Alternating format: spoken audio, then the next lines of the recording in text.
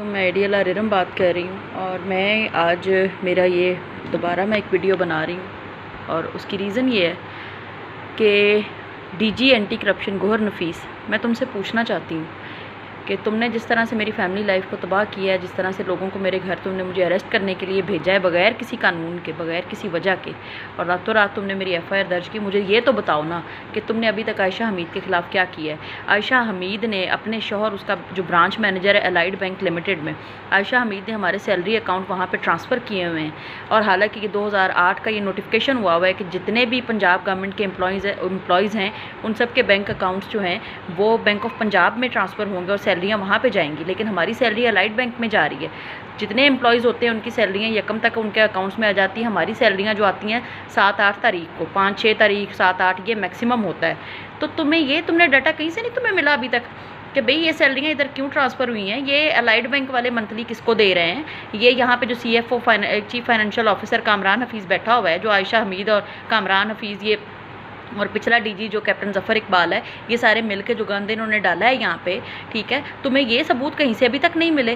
तुम्हें मैंने जो इसको आयशा हमीद के व्हाट्सएप मैसेजेस दिए हैं, तुमने अभी तक उसके खिलाफ एफआईआर क्यों नहीं की। मेरे खिलाफ तो तुमने बड़ी जल्दी एफआईआर की है, ठीक है। तुम्हें ये बैंक ऑफ पंजाब का जो हमारे सैलरी अकाउंट उधर नहीं है और आयशा हमीद के किकबैक्स उसके शौहर को देने के लिए, और वैसे भी आप अलाइड बैंक से पर्क्स एंड प्रिविलेजेस मिलते हैं। 4000 एम्प्लॉयज़ की सैलरीज अगर जा रही हैं उसके अकाउंट में, और सिपरा साहब, मौज़म इकबाल सिपरा साहब, आपको इस बारे में कुछ नहीं पता कि आपकी नाक के नीचे यहाँ पे क्या कुछ हो चुका हुआ है। आपने क्या ये चेक नहीं किया कि आपसे पहले जो यहाँ पे डीजी था कैप्टन ज़फ़र इकबाल, जब वो प्रोजेक्ट मैनेजमेंट यूनिट में बतौर DPD काम कर रहा था, उसने अपने brother in law Atif Jahangir को किस क्राइटेरिया के तहत कंसल्टेंट रखा।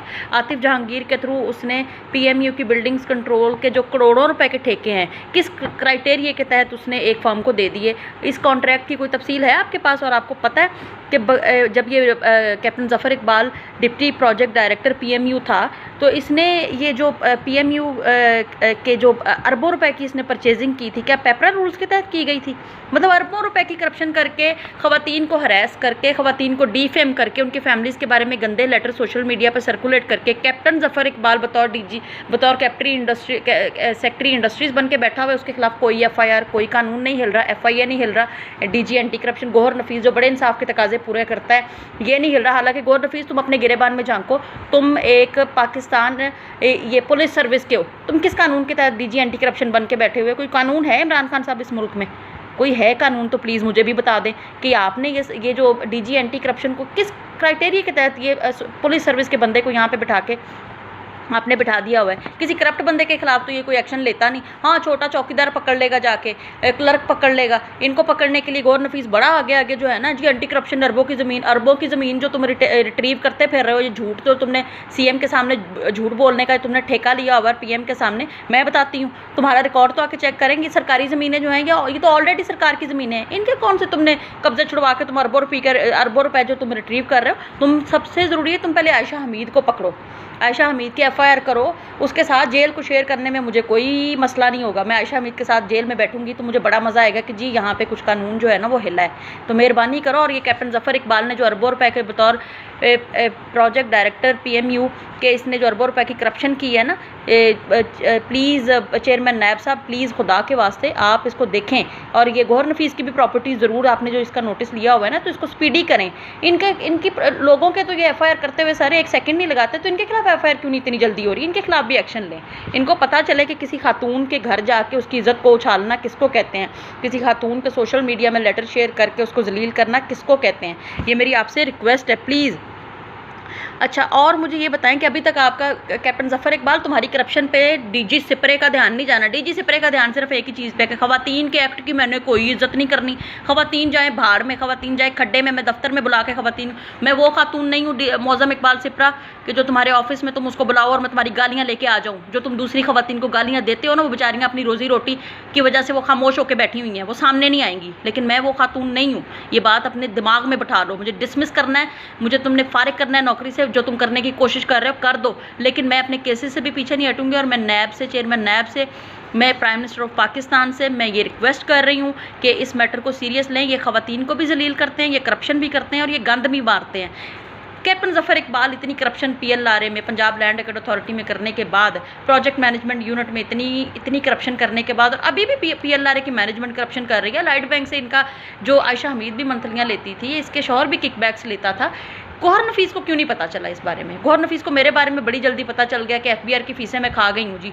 मैं FBR के जो करोड़ों रुपए हैं वो मैं खा गई। 1 करोड़ 30 लाख का एलिगेशन 20 लोगों पे इन्होंने लगाया FBR की फीसों का। अगर वो डिवाइड करें सब बंदों पे तो कोई 10 लाख बनेगा, 20 लाख बनेगा मेरे ऊपर।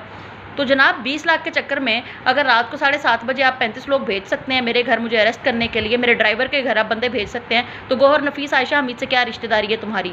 सिर्फ ये कि वो CSP है, तुम्हारी कैप्टन जफर के साथ क्या रिश्तेदारी है? तुम यूज़ हो रहे हो उनके हाथों से, ठीक है। मेरे जो तुमने इंक्वायरी इनिशिएट की है, मैं डेफिनेटली उसका जवाब भी जमा करवाऊंगी, मुझसे इन्वेस्टिगेशन का हिस्सा बन गई हूँ। लेकिन गौहर नफीस मुझे तुम पे 1% भी ट्रस्ट नहीं है। तुम एक झूठे आदमी हो, तुम एक बाइस्ड फेवरेटिज्म पे यकीन रखने वाले ऑफिसर हो। अगर तुम एक इंसान के बच्चे होते ना, तुम्हारे पास PLRA वालों की कितनी इंक्वायरी और चल रही है, बड़ी बड़ी अरबों की करप्शन पे कुछ नहीं बोलना, कुछ नहीं। और जिन्होंने करप्शन एक्सपोज की है उनको पकड़ के सस्पेंड करो, उनको जलील करो। और PLRA का तो वतीरा बना हुआ है कि जहाँ पे यहाँ पे जो खातून अपनी इज्जत बचाती है, वहाँ पे और भी कुछ खवातीन हैं जिन्होंने करप्शन एक्सपोज की है, उनको सस्पेंड करके बैठाया हुआ है, उनको जलील करके बैठाया हुआ है। इन्होंने जाके कोई PLRA के हेड ऑफिस में जाके देखे तो सही। मौजम इकबाल सिपरा, शर्म से डूब मरो, डूब मरो। तुम्हारे लिए डूबने का मकाम। तुम लोगों के घरों में माएँ बहनें बेटियाँ नहीं हैं जो तुम लोग ये हरकतें करते हो? दूसरों की माओ बहनों बेटियों को जो घरों से निकलती हैं अपनी रोजी रोटी के चक्कर में, उनको तुम इस तरह से जलील करते हो। और जो तुम लोगों के गिद्ध अंदर बैठे हुए हैं, जो बड़ी बड़ी करप्शनें करके जो मंथलियाँ तुम लोगों को देते हैं, जो तुम लोग हमारे इंक्रीमेंट के चक्कर में तुम पैसे करोड़ों रुपए खा के सारे बैठे हुए हैं यहाँ पे, उनको तुमने कुछ नहीं कहना कि भाई तुम लोगों की इतनी जो सैलरियों के तुम लोगों के स्कैम, तुम लोगों से ट्रांसफर पोस्टिंग में तुम लोग पैसे लेते हो। तुमने ड्रामा क्या शुरू किया हुआ है मौजम इकबाल सिपरा? और तुम अपनी फाइल भी जरा चेक करो कि तुम्हें फील्ड पोस्टिंग तुम्हारी मना की हुई है। तुम किस खाते में फील्ड पोस्टिंग लेके बैठे हुए हो?